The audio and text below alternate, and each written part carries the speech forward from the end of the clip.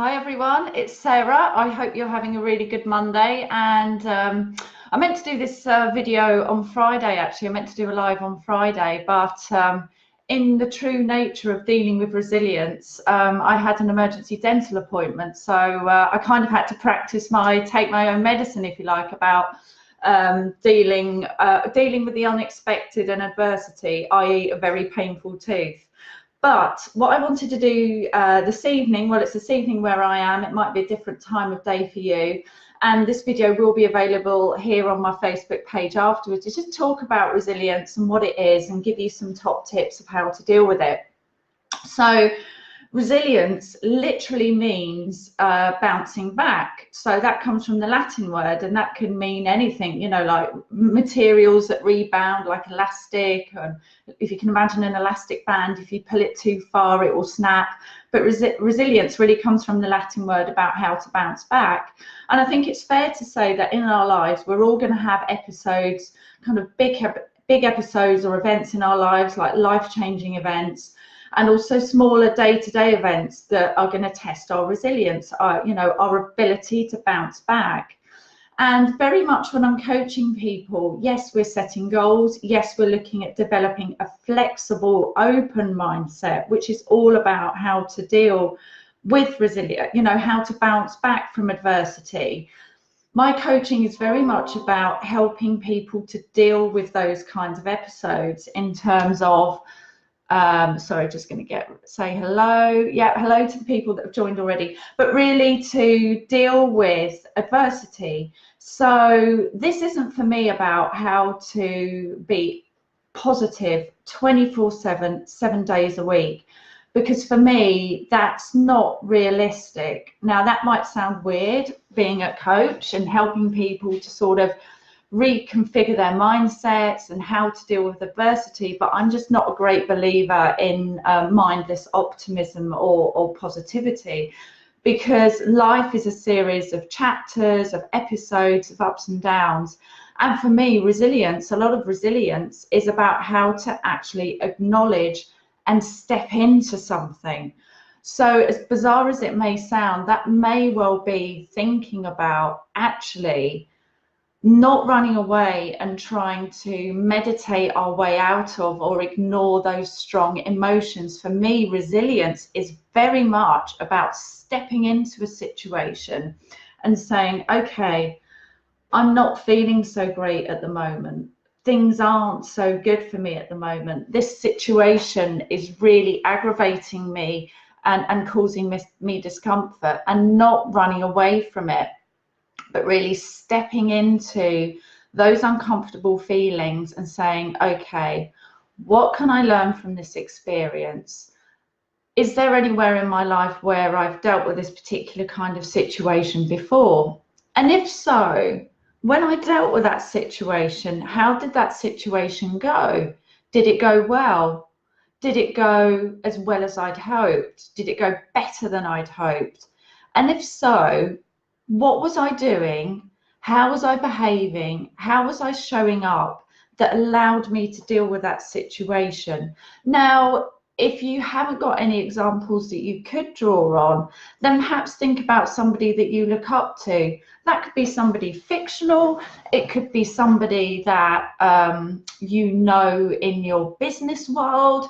A past boss or a colleague or somebody that you just really admire. Maybe it's an influencer on social media, but how do they really step into those emotions? Because for me, as a coach, my ability to help you is to enable you not to run away from those challenging situations, but actually to step into them and think about, what can I learn from this? Have I had something like this before? What was I doing? How did I react? How did I behave? How did I adopt a mindset of stepping into what may feel like a very overwhelming and strong emotion? Our instincts as human beings is sometimes to run away from those feelings. And actually, I think if we can step into them, that is only going to build our strength moving forward. It's like going to the gym. If you go to the gym and you sort of lift, I don't know, 10 kilos, sort of doing your bicep curls or your lifts, and it's like, okay, this 10 kilos feels really tough, but I know I want to reshape and redefine my body. Then very soon, if you step into that exercise and practice with your 10 kilos, then soon you might be at 15 kilos, soon you might be at 20 kilos. And it's really about breaking to make it stronger, like the fibers in your body. Sometimes our muscles under tension will flex and vibrate a bit to enable to build them and make them stronger. And for me, that's the same with resilience. It's not about being this kind of iconic superhero that nothing ever gets them down. It's about how you deal with the tough times and step into them. And I'd even go as far as to say, what could you appreciate from this situation? What can you take from this situation that may appear negative or a bit of a hiccup or quite a big problem? How could you step into it and say, what's the benefit of me going through this situation now? That might sound very bizarre, but this is all about stepping into the problem and not running away from it. For example, you know, what can I be grateful for? What can I learn from this experience? What strengths can I demonstrate? As I said before, who can I learn from? What did I do the last time with something of this nature? How did I get in front of this issue? I'd also say that mindfulness is a particularly good technique when you're trying to build resilience.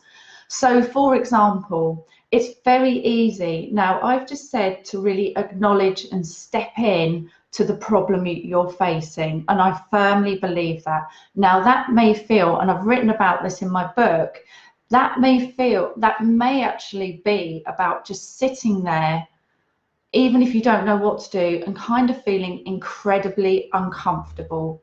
Now, I think if you learn to sit with those uncomfortable feelings before you start solution planning, then you'll learn how to deal in the unknown. And it's really weird for me. At one point in my life, it felt like my feet were on fire, which is kind of pretty literal, isn't it? My brain is actually telling my feet, and actually the connection between the brain and the feet is very, very close, in fact, closely wired, because you know, in the days when we were cavemen and we had to run away from dangerous animals for survival, that was why, you know, our brains and our feet are quite closely wired. So for me, I know that when I've been in uncomfortable, difficult situations, years and years and years ago, my feet would burn, because it was a natural reaction to kind of run away from that problem. But I think actually being able to override that flight temptation and to be able to step into that negative emotion, even if it's just to sit with it for a bit and then think about, okay, well, how did I handle something like this before? How did my friend handle it? What did they do? What can I do? What can I beg, borrow, steal from other people to make sure that I bust through this roadblock? Another thing I'd like people to think about is, you know, and I get a lot of my clients to focus on this, is that actually a problem or a setback, usually behind it there's a question. You know, there's some kind of problem or question that needs answering. So if you can think about it in that way and defuse it and take the emotion out of it in terms of, okay, so what's the question behind this problem? And actually start to see problems as progress, which is going to sound really, really weird. Now, of course, it depends on context about what the problem is, but if you're in any kind of journey, particularly if it's involving your career or something like that, you may come across setbacks, as in, I didn't get that job, you know, I'm not sure what I want yet. But these are great opportunities to figure out what you do want and learn from those negative experiences. So, and try and reframe it to say, you know, that this actual challenge or potential setback I'm facing just demonstrates that I'm making progress in some way, shape or form, which may sound really, really weird, but I firmly believe that. And it becomes very difficult for us to be objective when we're sat there in the middle in the middle of a problem, to be able to see that objectively, but to be able to say, do you know what, this could be a sign that I'm making progress. This could be a sign that actually I'm taking steps towards something that I've not done before. This is a sign that I'm getting outside of my comfort zone. And those are all positive things, you know, those are all on the face of it may not seem positive, but they are signs of progress. Okay. Another thing to bear in mind is that we can't control everything. I'm just going to write a little comment here. Hello, guys. Nice to see you. Just writing to people on here. Another thing to bear in mind is that no matter we may have plans or goals in life, but we can't control everything. I'm a firm believer in, you know, I like to be positive. I like to take forward actions to my goals and my plans, but actually we can't control everything and we can't control everyone. So I would just let that go. And instead of asking, you know, why did that person do that?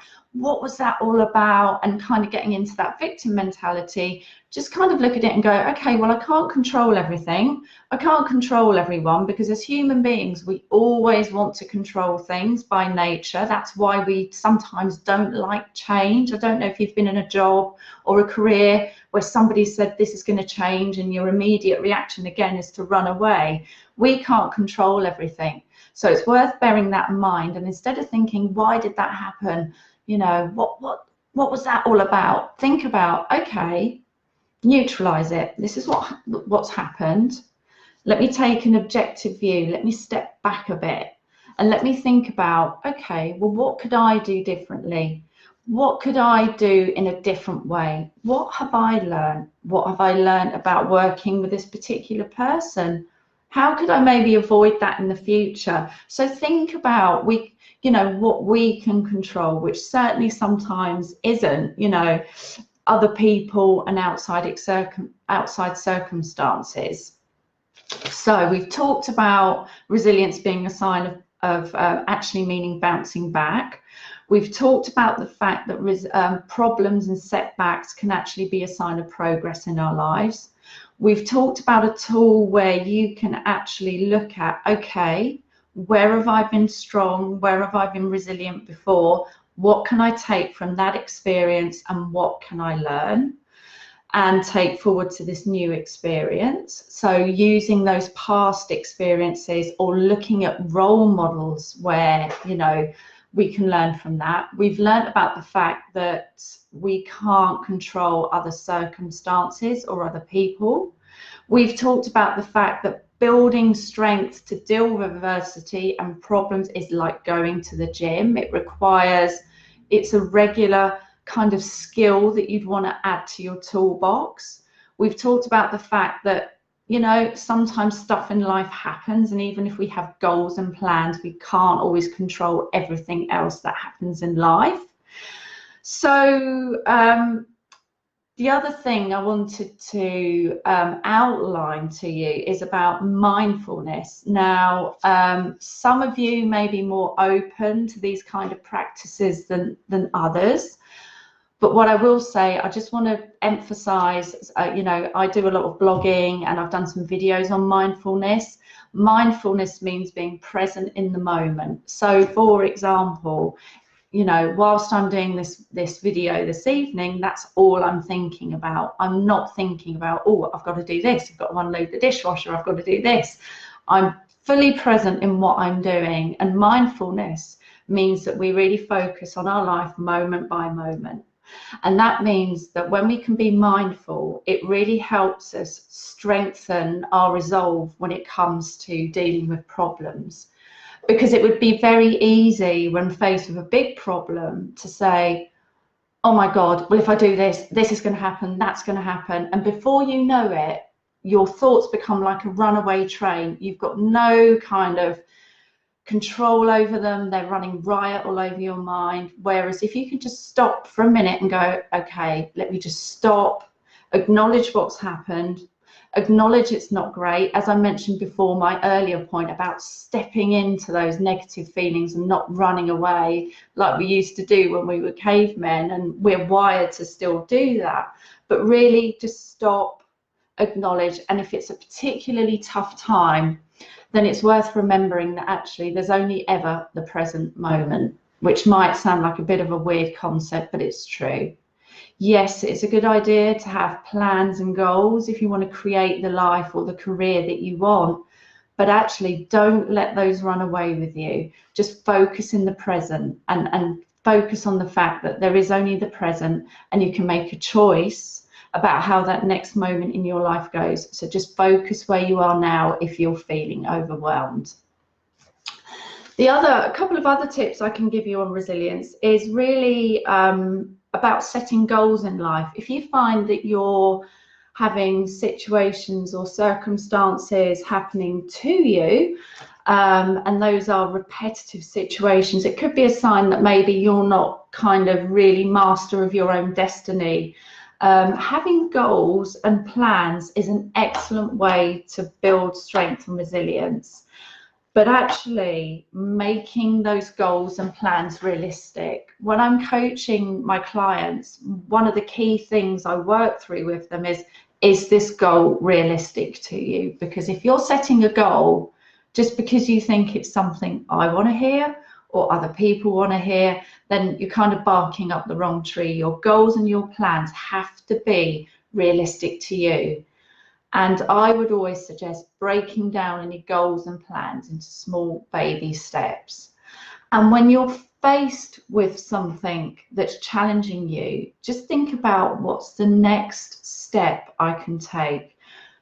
Don't try and focus on the whole mountain, solving the whole problem immediately. Just think about what is the next baby step that I can take, either to make myself feel a bit better, to acknowledge what's going on, or to create an action plan of how I'm going to deal with this situation. So having goals in bad times is a good idea. Being able to set those kind of goals to help you step out of that potentially negative situation, although I don't ever like to label things negative and positive, but perhaps to step you out of that challenging situation, you know, is really, really helpful. So if you are used to setting goals, if you are used to setting plans, then this is going to help you when the times get a little bit tough, because you're used to doing it. One of the other pieces of guidance I could give you, and again, it's something I talk to my clients about a lot, is surrounding yourself with positive people. There are people in life, and I'm sure we all have them, that are either drains or they're radiators. Now, don't get me wrong, as I said before, first thing I started off with, that sometimes everything in the garden isn't rosy. Sometimes we're dealing with overwhelming feelings that are a little bit kind of negative, or they're strong emotions that we want to run away from, but to sit with them and deal with them if they're challenging situations. So I know that sometimes we've all got days, particularly if we're going through something that's a major life event, that are going to be challenging, and I don't believe in running away from those feelings. However, it's a good idea to surround yourself with people that are on the whole supportive of you. Now, that doesn't mean saying, oh, do you think I should do this? Do you think I should do that? You can take advice, but be mindful that sometimes that advice is coming from somebody else's experience of the world and view of the world. That view of the world and their experience of the world may be somewhat different to yours. What I'm saying is, try and be around people that aren't going to pull you down. People that say, do you know what? Sounds like a great idea. People who you know would say, don't worry about it. Just see what you can do, and don't listen to what other people say. So surround yourself with people that are positive people. Now, that could be somebody at work who you just find really inspiring, and they might just only have to smile, laugh, and say something like a one-liner that cheers you up. Surround yourself with those positive people that are going to lift your spirits. Gosh, don't get me wrong, we all have days when we're feeling a bit less than, but I'm always conscious to try and not offload that onto other people. But sometimes, I need my friends and my family. I have a business coach myself, who's helping me to build my business and my certain areas that I want to improve in. And sometimes I get a little bit, it's a bit frustrating to acknowledge it. But on the whole, to be around people that are going to lift your spirits, lift you up. And if you don't have someone, do seek out some help. There are loads of ways to do this. If you're somebody trying to run your own business and it feels a bit lonely, entrepreneurship, colleagues, could be a buddy at work, could be a friend, could be a family member. There are lots of groups like meetup groups where you can meet like-minded people. Finding a group, finding a coach or a mentor or somebody that's just got your back. Be around those kind of people rather than, you know, people that kind of, you know, we've all been around those people that kind of drain you a bit and make you feel less than. The other thing you can do is also, I just find, and again, this is something I work with a lot of my clients, and a lot of this takes, you know, personal effort every day, but really writing down your feelings. So if you're dealing with a particularly challenging situation, it's writing things down in a journal or a book or a piece of paper is a really good way of taking ourselves out of our mind, because it accesses a different part of our brain. Sometimes when we're in the middle of a situation, it's all flying around and it's really difficult to see the wood for the trees. So to get out of that, it's really useful to start writing down, hang on a minute, this is what's challenging, this is what I'm finding at the moment, this is what I'm struggling with.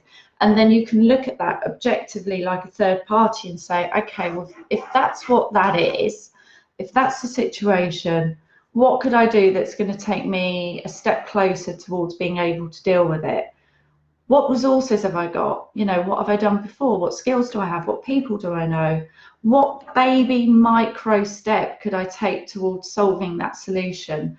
So, you know, these are all skills, you know, that we can delve into at any time. We don't have to just wait until something goes wrong. But if you use some of these skills, such as mindfulness, such as not running away from negative feelings, but stepping into them, such as being around positive people, you know, buddy, coach, friend, you know, colleague, really sort of setting yourself a goal or a baby step to take you that step forward. What else did I say? Being able to look at things objectively rather than thinking, oh God,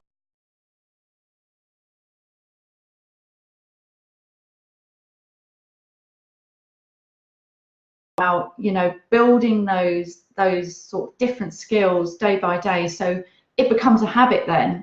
So when something, I don't know, challenging happens, it's not to say that you're never going to feel a bit down about it. That's just not natural in everyday life, but you can use that as an opportunity to practice these skills. And instead of it letting it sort of snowball into something that becomes a lot worse and runs away with you, you can acknowledge it and say, yeah, do you know what?